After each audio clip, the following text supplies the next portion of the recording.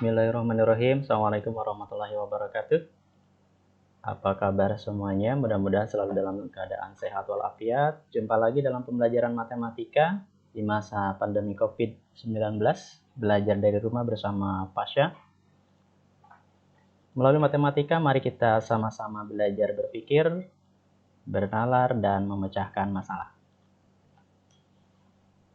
Baik, sebelum kita mulai pembelajaran, tidak ada salahnya kita berdoa sesuai dengan keyakinan kita masing-masing. Mudah-mudahan Allah memberikan ilmunya kepada kita semua.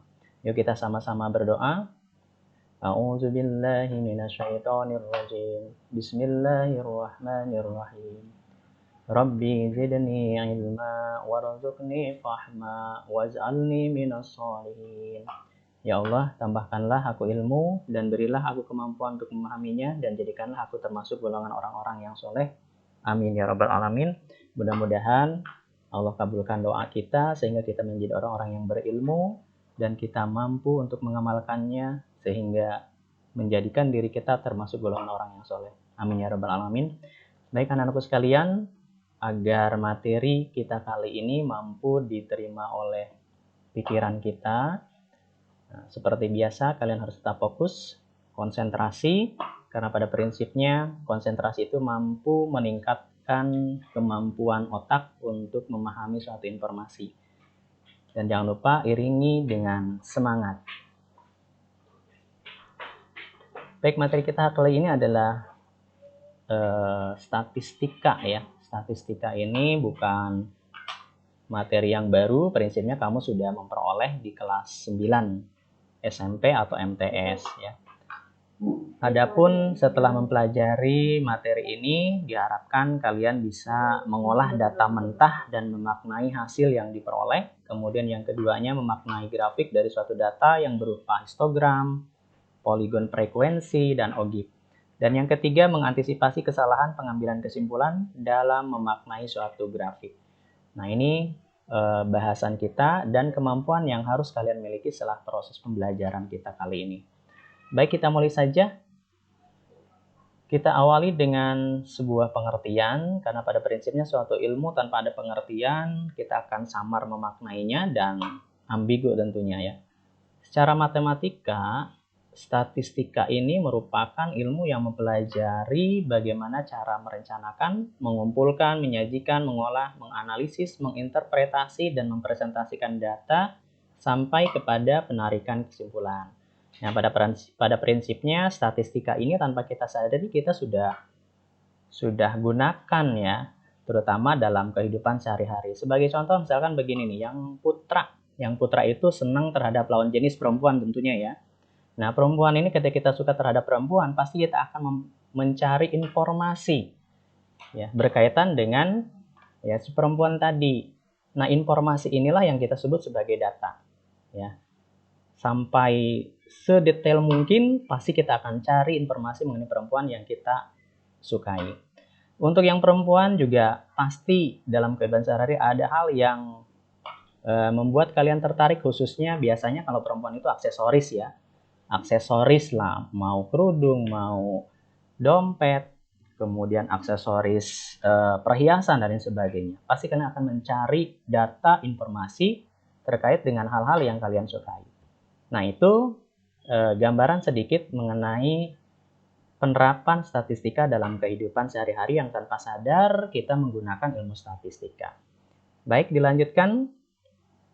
Nah, statistika yang kita bicarakan itu sebetulnya berkaitan dengan data. Apa sih data? Nah, data itu adalah gambaran sebetulnya atau informasi mengenai suatu objek atau benda atau barang atau situasi dan kondisi tertentu. Ini data secara umum. Bapak tidak akan bahas mengenai data itu seperti apa dan bagaimana karena panjang, membutuhkan waktu yang lumayan juga. Ya, yang jelas kita berkaitan dengan data. Nah, dari data ini kalau lihat dari pengertian statistika itu banyak ya, dimulai dari perencanaan, pengumpulan, penyajian, pengolahan, menganalisis, kemudian menginterpretasi sampai kepada penarikan kesimpulan, itu harus kita bahas. Namun pada tingkatan sekarang di SMK mungkin hanya beberapa poin saja yang kita bahas. Di antaranya adalah pengumpulan data, penyajian data, sampai kepada pengolahan, ya, menginterpretasikan, kemudian sampai menarik kesimpulan. Itu akan kalian lanjutkan di perguruan tinggi bagi yang akan melanjutkan. Karena pada prinsipnya ketika kalian akan lulus sarjana, ya, itu kalian diminta membuat sebuah tugas akhir di mana proses pengolahan tugas akhir itu biasanya menggunakan ilmu statistika, ya. Oke, kita fokus kepada 3 hal ini.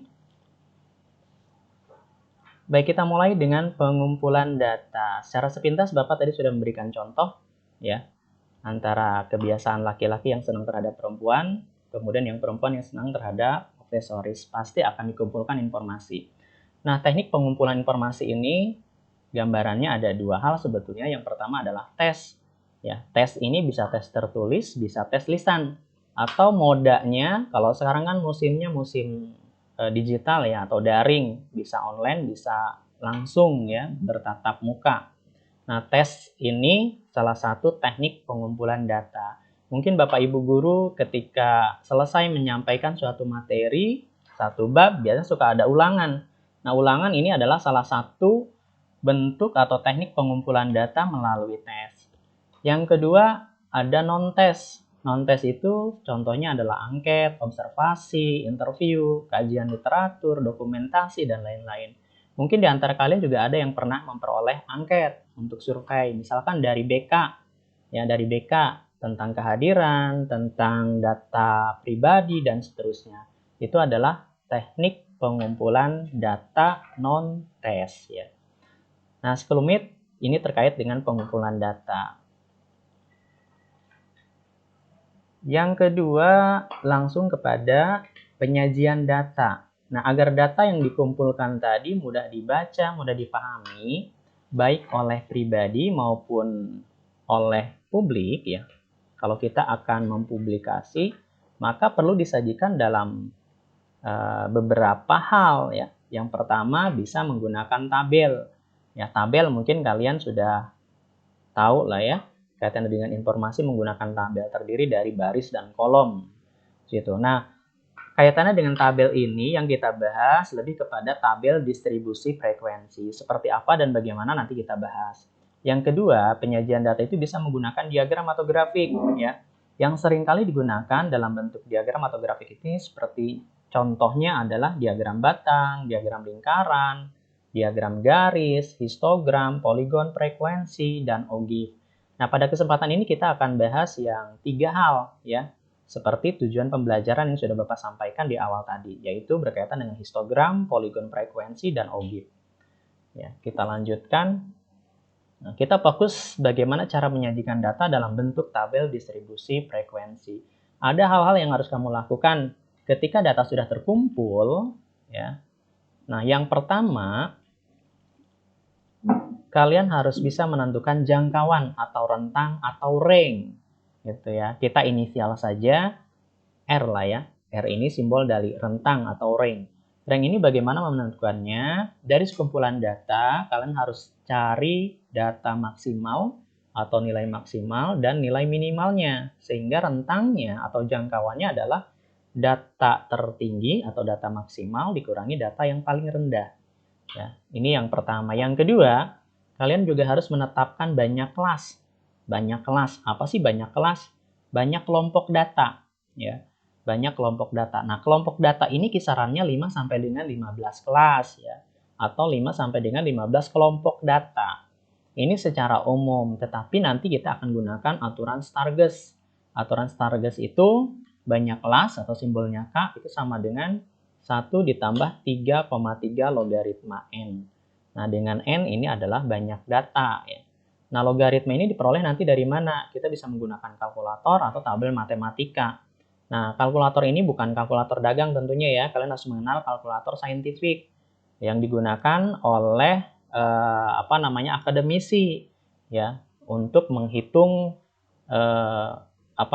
kebutuhan perhitungan matematika. Ya, coba kalian searching kalkulator saintifik seperti apa. Yang ketiga, menentukan interval kelas atau simbolnya I, ya, interval kelas. Untuk hemat tinta kita sebut saja I, ya. Apa sih interval kelas? Nah, interval kelas ini adalah banyak data dalam satu kelas. Ya, banyak data dalam satu kelas. Sebagai contoh gini realnya, kamu misalkan ada di kelas 12 AKL 1, ya. Jumlah siswanya 40. Maka yang 40 itu disebutnya interval kelas. Gitu. Bisa dipahami mungkin ya. Nah, baik, rumusnya kalau kita rumuskan interval kelas itu sama dengan R per K, di mana R ini tadi adalah jangkauan atau rentang dan K-nya adalah banyak kelas. Oke, diingat dulu ini rumusnya, kalian boleh catat juga di buku tulis atau boleh di screenshot saja. Yang berikutnya yang keempat, menentukan batas kelas. Batas kelas ini ada dua hal, ada batas bawah, ada batas atas. Bagaimana cara penentuannya nanti kita akan coba bahas melalui contoh nantinya. Yang kelima, kita tentukan frekuensi dari masing-masing kelas tadi ya. Kalau kita sudah menentukan banyak kelas, ada sekian kelas. Nah, masing-masing kelas itu frekuensinya ada berapa? Kita hitung berdasarkan data yang ada. Yang keenam, membuat tabel distribusi frekuensi. Tabel distribusi frekuensi, mungkin tabelnya secara umum ya ada kelas ya. Kemudian ada batas kelas, ada frekuensinya. Nah, ini frekuensinya ya. Jadi ada 3 kolom ya. Dan pada prinsipnya bisa diminimalisasi menjadi 2 kolom, yaitu kelas dengan frekuensinya saja. Oke, 6 langkah ini pada prinsipnya kita bisa reduksi ya sesuai dengan kebutuhan. Kemudian penyajian data menggunakan diagram. Nah, diagram atau grafik ya. Ada apa saja diagram? Pertama, ada diagram batang. Tampilannya seperti ini, terdiri dari persegi-persegi yang menunjukkan data ya. Ini, kemudian yang keduanya adalah diagram lingkaran atau diagram pie ya. Nah, ini menunjukkan data nih, masing-masing juring ya. Juring kalau kita ingat pizza ya, potongan pizza itu juring. Nah, masing-masing potongan ini menunjukkan banyaknya data.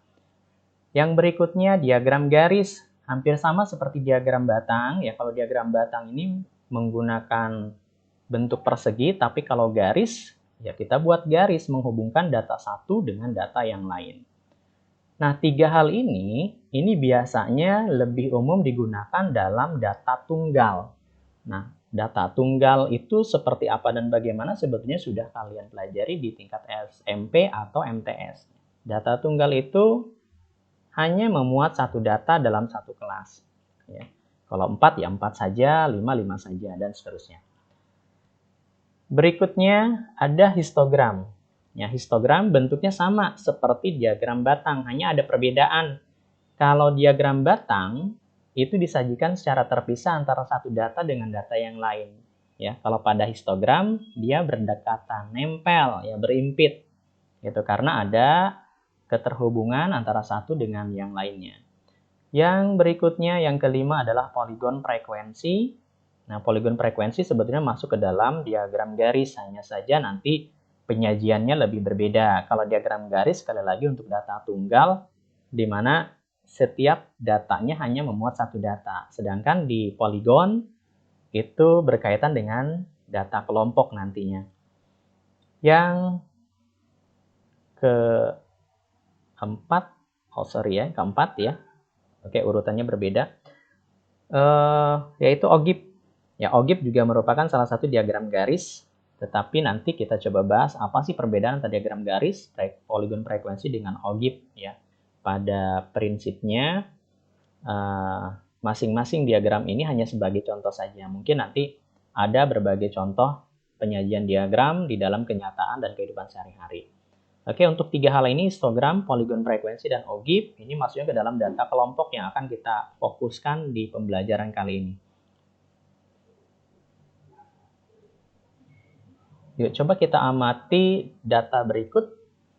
Nah, ini data ujian akhir mata pelajaran matematika. Bapak ambil dari sebuah SMA ya, bukan SMK Hikmah, ya, tetapi dari SMA yang lain. Ada kurang lebih 44 data yang disajikan. Ya, bagaimana penyajian data ini dalam bentuk tabel, dalam bentuk diagram. Oke, kita mulai, kita anggap bahwa data ini merupakan data tunggal. Ya, kita sajikan dalam bentuk tabel seperti ini. Ada nilai, ada frekuensi. Kita cek. Ini data tunggal. nilai 44. 44 ini kamu cek di sekumpulan data ini ada berapa.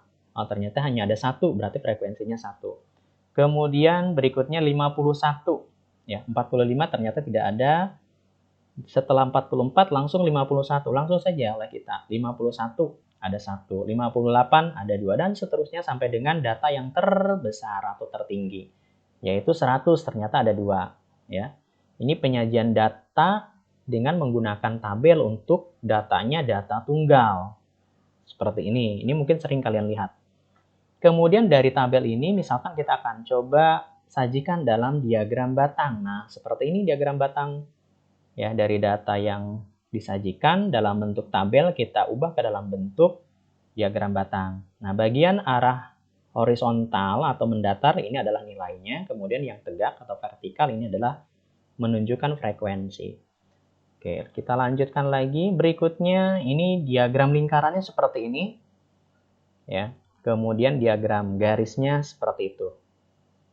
Oke, mungkin bisa kalian lihat sendiri. Nah, terserang Bapak menentukan diagram batang, diagram lingkaran, diagram garis ini menggunakan aplikasi Excel ya. Nah, karena kalau secara manual mungkin juga bisa, tetapi membutuhkan waktu. Sekarang sudah zaman digital, kenapa tidak kita menggunakan aplikasi yang lebih mudah. Hanya tinggal input, kemudian ada keluaran. Kalian juga mudah-mudahan bisa menggunakan itu. Nah, kemudian kalau data ini kita sajikan dalam bentuk data kelompok, berarti penyajian tabelnya harus kita buat ke dalam bentuk tabel distribusi frekuensi. Ya, bagaimana menentukannya? Ada beberapa langkah tadi. Ya, yang pertama kita menentukan jangkauan. Nah, untuk menentukan jangkauan yang kita butuhkan tadi adalah nilai tertinggi. Ya, oke, 100 nih nilai tertinggi sudah diberi tanda. Kemudian nilai terendah. Ya. Sehingga kita peroleh jangkauannya atau rentangnya adalah nilai tertinggi dikurangi nilai terendah, yaitu 100 dikurangi 44 sama dengan 56. Ini rentangnya atau jangkauannya. Bisa diingat ya. Baik, berikutnya yang kedua, menetapkan banyak kelas. Nah, menetapkan banyak kelas itu tadi berdasarkan aturan Stargess ya. Bapak tidak menentukan banyak kelasnya berdasarkan ketentuan tadi, kisaran tidak ya, tapi melalui sebuah perhitungan menggunakan aturan Stargess. Nah, untuk aturan Stargess ini kita harus hitung ada berapa banyak data nih, ada berapa banyak nilai ya dari sekumpulan data nilai ujian akhir tadi untuk matematika. Setelah dihitung itu ada 44 data. Ya, dapat dari mana nih? Ini ada 4, 4-nya ada berapa nih? Tinggal dihitung oleh kamu. 1, 2, 3, 4, 5, 6, 7, 8, 9, 10, 11. Ada 11. 11 kali 4, 44. Nah, setelah banyak data ini kita hitung, nah, kita gunakan rumus tadi, aturan Stargess K sama dengan 1 ditambah 3,3 logaritma N. N-nya 44, tinggal ganti saja. 1 ditambah 3,3 logaritma 44. Nah, logaritma 44 itu dengan menggunakan kalkulator, ya tinggal pijit kalkulatornya untuk kalkulator saintifik, ya 44 log. Nah, hasilnya adalah 1,64. Ya, kemudian kita kalikan ya. 1,64 ini dengan 3,3. Hasilnya 5,41. Gunakan kalkulator saja. Kalau kalian istilahnya nggak pede ya menghitung dengan kotretan, gunakan kalkulator. Boleh saat ini. Nah, ketika dijumlahkan dengan 1 hasilnya adalah 6,41. Nah, 6,41 ini kita bulatkan ke bawah menjadi 6. Artinya apa? Banyak kelas yang kita buat harus 6. Harus ada 6 kelas. Gitu ya.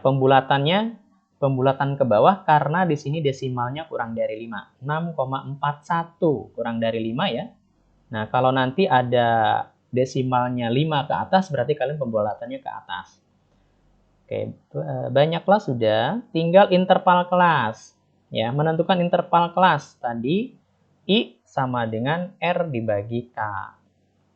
Ya, R-nya 56 di poin yang pertama, kemudian K-nya di poin yang kedua.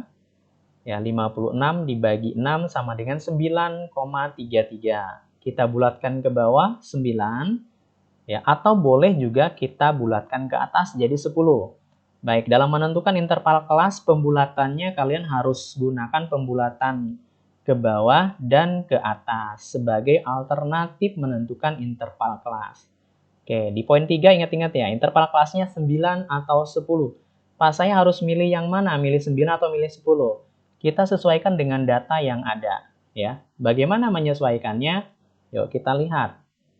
Kalau kita akan buat interval kelasnya 9, artinya setiap kelas memuat 9 data, 9 angka.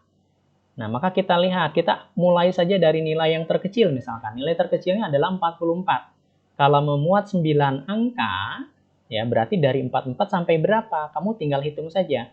44, 45, 46, 47, 48, 49, 50, 51, 52. Nah, ini sampai 52. Ya. Jelas ya, interval kelas itu yang dimaksud dengan banyak data itu adalah banyaknya nilai dalam satu interval kelas, dalam satu kelompok kelas atau kelompok data. Nah, dimulai dari yang terkecil boleh atau yang lebih kecil dari yang terkecil juga tidak apa-apa. Ini patokannya, prinsipnya bebas, yang penting data. Yang ada tadi itu masuk ke sini. Ya. Bapak ngambil contoh adalah yang paling kecil dulu nilainya itu 44. 44 karena memuat 9 angka berarti sampai 52. Kemudian di kelas yang kedua lanjut 53 sampai 61 ya. Jadi setiap kelas ini memuatnya 9 angka atau 9 data. Terus ya, sampai dengan kelas ke-6. Kok sampai ke-6? Karena kita tadi sudah menentukan bahwa banyak kelasnya adalah ada 6. Ya, di poin yang kedua tadi. Ternyata ketika kita memilih interval kelasnya 9, di kelas terakhir ini datanya dari 89 sampai 97. Ya. Dari 89 sampai 97, sementara nilai tertinggi itu 100. Ya, artinya kalau kita gunakan interval kelas 9 ini berarti ada data yang tidak masuk ke dalam kelas ini. Ya. Nah, seperti itu. Kemudian, kalau kita gunakan interval kelas 10, kita mulai 41 sampai 50. Loh, kenapa mulainya dari 41 sedangkan nilai terkecil adalah 44? Ini prinsipnya boleh saja, tidak apa-apa ya. Bapak menggunakan 41 nanti agar perhitungannya jauh lebih mudah. Karena ada 10 angka ya sudah aja 41 sampai 50. Boleh, sah saja ya. Kemudian 51 sampai 60. Lebih enak kan perhitungannya? Itu 10 angka 10 angka sampai dengan 91 sampai 100. Nah, ini di kelas terakhir 91 sampai 100. Kamu cek dari masing-masing kelas ini apakah data yang ada sudah masuk semua ke masing-masing kelas. Ya, nilai terkecil saya dulu ceknya. Nilai terkecil berapa? 44 ya. 44 itu berada di kelas mana? Oh, di kelas 1 nih. Oke, sudah masuk ya terkecil. Kemudian yang terbesar 100. 100 itu berada di kelas yang ke-6. Nah, kalau data terkecil dan yang terbesar sudah masuk di dalam kelas, logikanya data yang lain pasti akan masuk terdistribusikan di kelas-kelas yang lain. Nah, itu prinsipnya. Ya, jadi menentukan interval kelas, prinsipnya bebas kita mau mulai dari angka berapa. Yang penting data yang kita miliki, data mentah tadi, terdistribusikan semua. Oke. Ya, seperti itu. Nah, ini perbandingan kalau kita ingin mengambil interval kelas 9 atau 10 tadi di poin yang ketiga. Nah, lalu kita harus milih yang mana? Karena di interval kelas yang 9 ada data yang tidak termasuk ya, yang tidak dimasukkan, yang tidak tercover di sini, maka interval kelas 9 ini jangan digunakan. Ya, kita gunakan yang interval 10-nya. Ya, ini. Oke, begitu ya untuk menentukan interval kelas. Nah, yang keempat, menentukan batas kelas dan batas bawah. Kita ambil dari poin ketiga tadi. Nah, ini ya kita gunakan interval kelas yang 10. Kemudian batas kelasnya kamu lihat di kelas pertama ya intervalnya 41 sampai 50. Batas kelasnya adalah 40,5 sampai dengan 50,5. Ada perbedaan tidak? Ada, jelas ya. Oke. Perbedaannya di mana? Coba dianalisa oleh kamu. Baik, perbedaannya ya, benar sekali perbedaannya itu adalah di angka pertama. Angka pertama selalu berkurang setengah. Yang tadinya 41 jadi 40,5. Berarti berkurang setengah ya. Kemudian di angka yang kedua itu 50. Ternyata di batas kelasnya kita buat 50,5. Nah, berarti apa nih? Ya, bertambah setengah. Oke, dan seterusnya setiap kelas seperti itu, ya. Nah, yang dimaksud dengan batas bawah dan batas atas itu yang mana? Nah, yang paling kiri ini disebutnya batas bawah. Batas bawah itu selalu batas interval, ya, paling bawah ini dikurangi setengah. Kemudian yang batas atas ini adalah batas paling atas dari suatu interval ditambah setengah. Seperti ini ya. Ini batas bawah dan yang paling kanannya batas atas. Nah, kemudian setelah itu kita tentukan frekuensi. Nah, frekuensinya nih. Tadi pada data tadi bagi kalian yang masih ingat dan fokus ya 41 sampai 50 itu nilainya hanya ada satu tadi, yaitu 44 nilai paling kecil. Ya, setelah 44 itu lari langsung ke 51 ya. Kalau kalian masih ingat tadi datanya. Ya, berarti karena di kelas 41 sampai 50 itu hanya ada satu nilai, yaitu hanya 44 saja, berarti frekuensinya 1. Nah, nilai dari 51 sampai 60 nanti kamu hitung ada berapa. Tadi Bapak sudah hitungkan. Ini ada 6, 61 sampai 70 ada 9, 71 sampai 80 ada 11, dan nilai dari 81 sampai 90 ada 11 juga. 91 sampai dengan 100 ada 6. Kalian boleh cek and recheck nanti di rumah ya setelah mempelajari video ini.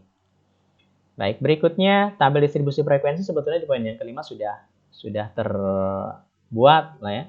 Tapi kita biasanya sih ada reduksi ya. Reduksinya apa? Batas kelasnya tidak ditampilkan, tapi hanya cukup diingat saja. Yang diingat adalah yang ditampilkan, mohon maaf, itu hanyalah interval kelas dan frekuensinya saja. Ini adalah tabel distribusi frekuensi. Baik, bisa dipahami langkah-langkahnya ya. Ya, dimulai dari menentukan jangkauan atau rentang, lalu menentukan banyak kelas, kemudian interval kelas, lalu batas kelas, frekuensi, dan seterusnya sampai dengan kita membuat tabel distribusi frekuensi ini. Oke, ini penyajian data cara membuat tabel distribusi frekuensi. Kita lanjutkan. Oke, penyajian data kelompoknya, pertama tabel distribusi frekuensi sudah. Ya, ini hasilnya tadi. Nah, dari sini kita lanjutkan dengan membuat histogram. Oke, histogram yang dihasilkan ini. Kamu lihat di poin horizontal ini, garis horizontal. Ya, dimulai dari 40,5, kemudian ada 45,5, 50,5, dan seterusnya sampai 100,5. Frekuensinya ada 1, 6, 9, 11, 11, dan 6. Nah, histogram ini yang kita gunakan ya, patokannya ada pada tabel distribusi frekuensi ini. Ya.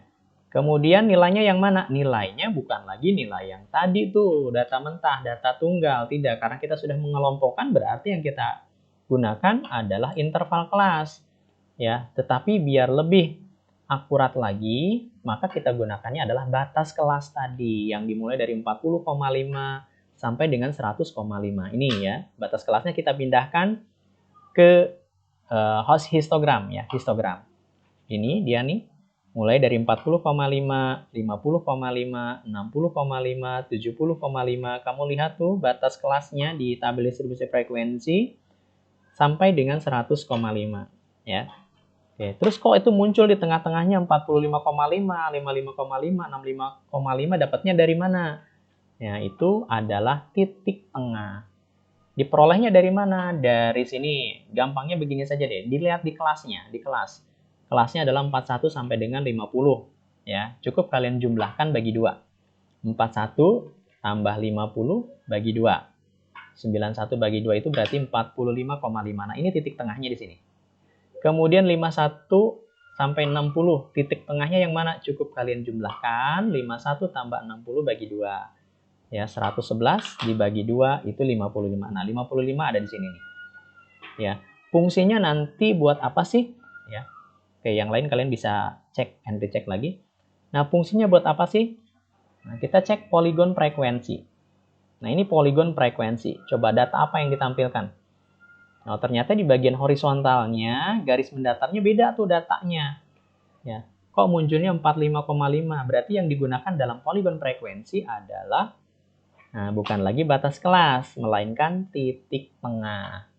Titik tengah nih yang barusan kita cari ya. Nah, titik tengahnya ini nih. Ya, kita pindahkan plug, frekuensinya tetap 1 ya, titik tengahnya karena berada di kelas pertama, kemudian 6 di kelas kedua dan seterusnya. Berikutnya adalah OGIF. Ya, OGIF. Nah, lihat, perhatikan betul garis mendatar. Ternyata kok mulainya 40,5, 50,5. Nah, ini juga kalian harus hati-hati. Ya, OGIF berarti menggunakan batas kelas. Ya, batas kelas hampir sama dengan histogram. Kalau histogram dia menggunakan persegi panjang, kalau OGIF menggunakan garis ya. Nah, lalu yang membedakannya apa? Lihat frekuensinya, data-datanya. Kok 0, 1, 7, 16, 27, 38, 44 dapat dari mana nih? Ya, 0 itu nilai di titik 40,5 tidak ada nilainya. Berarti 0. Nah, 50,5 sebelum 50,5 atau berada di antara 40,5 sampai dengan 50,5, ini frekuensinya 1. Ini 1 nih. Nah, kemudian di 60,5 kok kenapa ada 7? Ya, sedangkan pada batas kelas itu ada 6. Ya, bisa mendeteksi nggak kira-kira? Oke. Ya. Nah, di kelas sebelumnya ada 1. Nah, di kelas yang kita jadikan fokus perhatian ada 6. Sementara di sini ditulisnya 7. Kalian bisa mendeteksi 7 ini dapat dari mana? Oke, benar ya, dijumlahkan ya, 1 tambah 6, 7. Kemudian kok ini ada 16, kamu tinggal jumlahkan lagi aja. 70,5 ada di kelas yang ketiga. Nah, ketika kelas yang ketiga, ternyata jumlah frekuensi sampai dengan kelas 3 itu adalah 16. Ya, dan seterusnya 27 berarti 16 tambah 11. Kemudian berikutnya 38 berarti tambahin lagi dengan 11 sampai dengan 44. Ya, di kelas yang ke-6. 44 ini sudah menunjukkan data maksimal. Seperti itu ya. Nah, mudah-mudahan bisa dipahami. Nah, untuk berikutnya kita belajar berpikir karena tujuan matematika pada prinsipnya adalah untuk belajar berpikir, bernalar dan memecahkan masalah. Nah, Bapak punya 2 pertanyaan. Ya, meskipun sepintas sudah Bapak jelaskan, tapi mungkin di antara kalian ada yang tidak fokus ya. Karena BDR ini Bapak tidak langsung bisa melihat kalian. Kalian mungkin ada yang menyalakan HP sambil tiduran, akhirnya ketiduran beneran gitu ya. Nah, baik, 1, diagram batang dengan histogram itu perbedaannya di mana? Yang kedua, poligon frekuensi dengan OGIF itu berbedanya di mana? Kalau kalian bisa memperhatikan penjelasan Bapak barusan, fokus konsentrasi, Bapak yakin bisa menjawab. Ya, oke, ini ya. Silahkan, ini dijawab di Google Classroom. Bapak sudah siapkan kolomnya untuk dijawab di kolom pertanyaan. Nanti kalian langsung saja ketik di Google Classroom. Ya, ketik saja langsung. Mau benar mau salah yang penting kalian jawab. Baik, kita lanjutkan sedikit lagi. Yuk kita berlatih. Baik, Bapak punya data informasi penyebaran COVID-19 di wilayah Kabupaten Tangerang. Ini datanya. Di berbagai kecamatan ada 24 kecamatan yang Bapak ambil. Selebihnya tidak Bapak ambil karena memang tidak ada penyebaran COVID di sana. Ada 24 kecamatan ya. Sumbernya Bapak ambil dari covid19.tangerang.go.id. Kalian boleh cek. Ya, mungkin sekarang sudah ada perubahan. Nah, dari data ini tolong buat diagram batang, diagram garis, dan diagram lingkaran. Nah, boleh secara manual, tapi Bapak sarankan coba kalian gunakan teknologi ya, gunakan program Excel. Ya, gunakan program Excel. Yang kedua, Bapak punya data jumlah pengunjung perpustakaan di SMA nasional lah. Ada 40 hari kerja. Nah, ini datanya. Silakan kalian sajikan dalam bentuk tabel distribusi frekuensi. Tadi ada 6 langkah. Dimulai dari penentuan rentang sampai dengan menentukan tabel distribusi frekuensinya. Dari tabel distribusi frekuensi ini silakan tentukan histogram, poligon frekuensi, dan OGIF-nya. Ya. Oke, kalian harus percaya diri, katakan pada diri sendiri bahwa saya bisa, dan semangat untuk belajar. Baik, ini latihannya, silakan nanti ini juga harus kalian share di Google Classroom. Baik, kita refleksi sebelum kita akhiri. Ya, apa yang sudah kamu pelajari hari ini? Ya, yang fokus mungkin bisa jawab, cukup jawab dalam hati saja. Bagaimana cara kamu memahami materi pembelajaran hari ini? Kemudian menurutmu langkah apa saja yang akan dilakukan agar kamu menguasai materi pembelajaran hari ini? Kamu yang lebih paham, ya. Sudahkah kamu melaksanakan apa yang telah dituliskan? Jadi jangan cuma punya pemikiran saja tanpa mau bertindak, tidak akan menghasilkan apa-apa. Lakukan apa yang sudah kamu buat rencananya, baik hanya sepintas melalui pikiran dan sudah kamu tuangkan dalam bentuk tulisan, silahkan laksanakan. Demikian pertemuan hari ini, meskipun singkat, mudah-mudahan ada manfaatnya. Sebelum diakhiri, mari kita tutup dengan doa. Ya, kita doa sama-sama. Ya. A'udzubillahi minasyaitonirrajim. Bismillahirrahmanirrahim. Allahumma inni istaudiuka ma 'allamtanihi fardudhu ilayya inda hajati wa la tansanihi ya rabbal alamin. Ya Allah, sungguhnya aku titipkan kepadamu apa yang telah Engkau ajarkan kepadaku, maka kembalikanlah dia kepadaku di saat aku membutuhkannya. Janganlah Engkau buat aku lupa kepadanya, wahai Tuhan pemelihara alam. Pada prinsipnya Allah yang mengajari kita semua, bukan Pak Syafi'i atau bukan Bapak Ibu guru yang lain, tapi hakikatnya adalah Allah yang mengajarkan kita. Kalau kamu tidak percaya, buka lagi surat Al-Alaq ayat 1a sampai dengan ayat 5. Di situ tertulis bahwa Allah yang mengajarkan kita melalui perantaraan kalam. Kalam Allah di muka bumi ini banyak sekali, anakku sekalian, termasuk salah satunya adalah Bapak dan Ibu guru. Ya, untuk itu, yuk sama-sama kita bersyukur kepada Allah Subhanahu wa taala. Alhamdulillahirabbil alamin. Terima kasih atas perhatiannya. Satu lagi, ya, kalau kamu ingin bepergian, jangan lupa protokol kesehatan untuk mencegah penyebaran COVID-19 di wilayah kita. Dan yang terakhir, jangan lupa untuk bersyukur. Mudah-mudahan dengan syukur ini Allah menambah nikmat kita. Kemudian selalulah tersenyum. Mudah-mudahan senyum kita terhadap saudara kita merupakan ibadah yang mampu membawa kita ke surganya Allah Subhanahu wa taala. Dan yang terakhir, jangan lupa untuk bahagia, karena bahagia adalah salah satu tujuan hidup kita. Ya, mudah-mudahan dengan bersyukur, tersenyum dan bahagia kita menjadi orang-orang yang beruntung. Ya, billahi taufiq wal hidayah. Assalamualaikum warahmatullahi wabarakatuh.